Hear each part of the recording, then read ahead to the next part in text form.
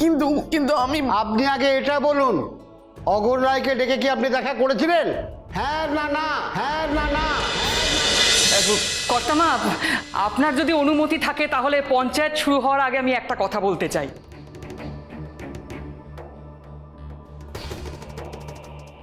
আপনি আমাকে আর অন্নপূর্ণাকে পরিষ্কারভাবে এই পঞ্চায়েতের নিয়ম বলে দিয়েছিলেন, হ্যাঁ, এবং বলে দিয়েছিলেন আমরা দুই পক্ষই কেউ যতদিন পঞ্চায়েত না হচ্ছে ততদিন কেউ কারোর সঙ্গে দেখা করব না। হ্যাঁ, বলেছিলেন কিনা আপনি বলুন, আপনি বলেছিলেন কিনা? হ্যাঁ বলেছিলাম। কিন্তু এই বেহায়া নির্লজ্জ মহিলা সেই নিয়মকে কাঁচকলা দেখিয়েছে। কিরকম? হ্যাঁ কিরকম আপনারা জানেন? ও আমার বরের সঙ্গে চুপি চুপি মন্দিরে দেখা করতে গেছিল, এবং কেন গেছিল সে কথা আমি পঞ্চায়েতের সামনে মুখে আনতে পারবো না। ইন্দিরা, তুমি যা বলছো ভেবে চিনতে বলছো তো? আপনার যদি মনে হয় আমি মিথ্যে কথা বলছি, ওই অন্নপূর্ণা বসে আছে, ওকে জিজ্ঞেস করুন। কি হচ্ছে ভাই? এসব আবার কি নতুন নাটক শুরু করলো আবার? ওস্তাদটা কোথায় গেল বলতো এখন? কি হলো অন্নপূর্ণা, আপনি চুপ করে আছেন কেন? বলুন, ইন্দিরা যা বলছে সেটা কি সত্যি?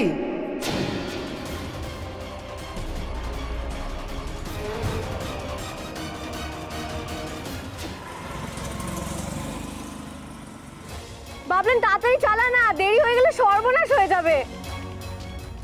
বিশ্বাস করুন কর্তামা, পঞ্চায়েতের নিয়ম ভঙ্গ করার জন্য আমি কিচ্ছু করিনি। কিন্তু কিন্তু আমি আপনি আগে এটা বলুন, অগর রায়কে ডেকে কি আপনি দেখা করেছিলেন? হ্যাঁ না না, হ্যাঁ না না, হ্যাঁ না না। না, আমি ডাকিনি ওনাকে। তাই? হ্যাঁ তাই নাকি? একজন মানুষ এত মিথ্যে কথা বলতে পারে? আমি তো মাঝে মাঝে ভাবি, আচ্ছা মানুষ এমন কেন হয়, হ্যাঁ একটু সত্যি কথা বলতে পারে না? আমি তো বাবা এইসব। ইন্দিরা! ঠিক আছে, বেশি কথা বলবো না, কাজে করে দেখাবো। তাই দাও তো। ধুর বাবা, মোবাইলটা দাও, ভিডিওটা দেখাবো। বাবু পাঠিয়েছে, দাও।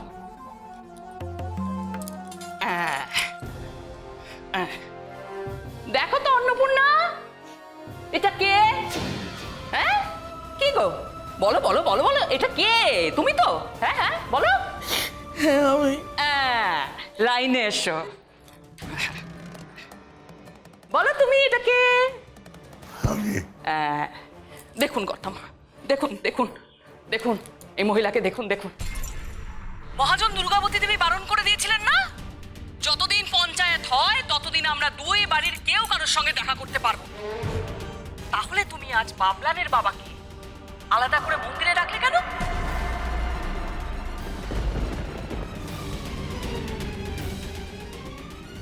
হ্যাঁ দেখেছেন? এই যে আপনারাও দেখুন, পঞ্চায়েত প্রধানরা আপনারা দেখুন, হ্যাঁ এই দেখুন, আপনারা বুঝে সুঝে বিচার করবেন। এই দেখুন, আপনি বলছিলেন না, হ্যাঁ এই যে দেখুন দেখুন দেখুন, হ্যাঁ আপনাদের অন্নমা, হ্যাঁ খুব ধোয়া তুলসী পাতা না, হ্যাঁ দেবী সেজে ঘুরে বেড়ায়, দেখুন তার আসল চরিত্রটা দেখুন। কর্তামা, আপনি তো দেখলেন, হ্যাঁ এই মুখোশের আড়ালে এই নির্লজ্জ মহিলার আসল রূপটা কি সাংঘাতিক। এবার তো আপনি প্রমাণ পেয়ে গেছেন, এবার আপনি আমাদের পক্ষে বিচারটা দিন।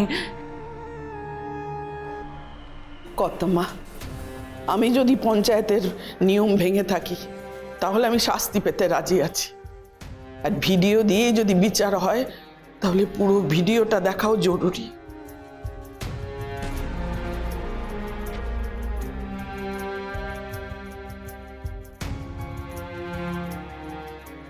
এই পুরো ভিডিও আবার কি? হ্যাঁ মিথ্যেবাদী, চোরের মায় বড় গলা। ইন্দিরা, ওকে বলতে দাও, তুমি এভাবে বলার কেউ নও।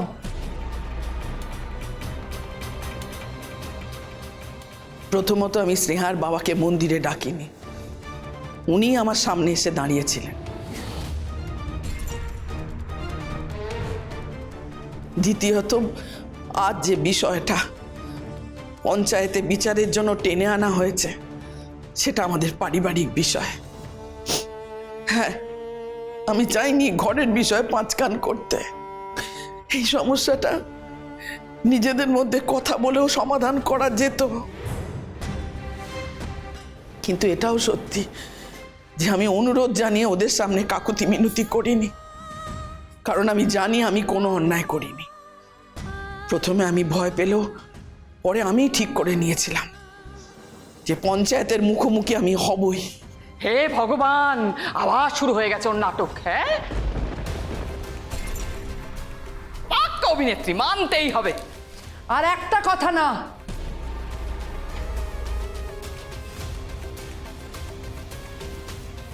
আর অন্নপূর্ণা, আমি মনে করি আপনি পঞ্চায়েতের একটা নিয়মও ভঙ্গ করেননি।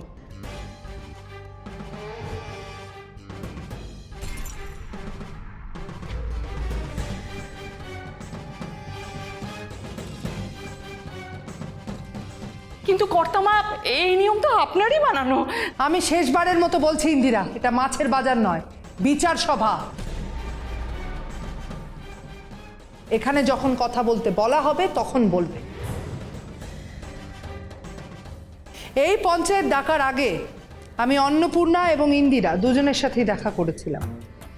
তখন আমি বলেছিলাম যে পঞ্চায়েত বসা পর্যন্ত দুপক্ষের কেউ যেন পরস্পরের সঙ্গে না দেখা করে, না কথা বলে, না নিজেদের মধ্যে কোনো ঝামেলায় জড়ায়। তাহলে তখন তোমার স্বামী অঘোর রায় কোথায় ছিল?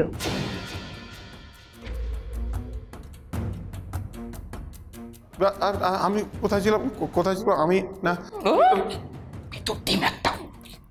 ইন্দিরা, ভালো করে শোনো, এই যে পঞ্চায়েত ডাকা হয়েছে না, এটা দুটো পক্ষ আছে।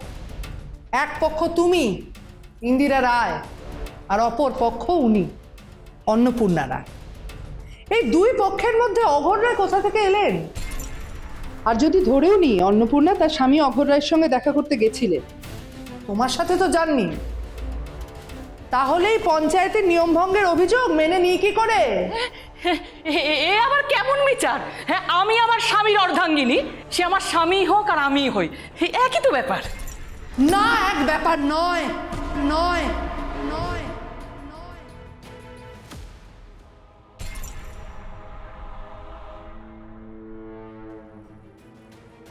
এই অঘোর রায় শুধু তোমার স্বামী নয়, অন্নপূর্ণা রায়েরও স্বামী।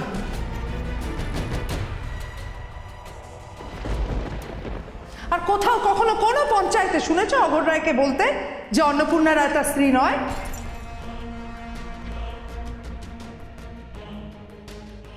হ্যাঁ, কি শোনোনি তো? অঘোর রায় যে অন্নপূর্ণাকে তার স্ত্রী বলে অস্বীকার করতে পারেনি, তার কারণ হলো যে এই বিয়ে আইনত কোনোদিন বাতিলই হয়নি।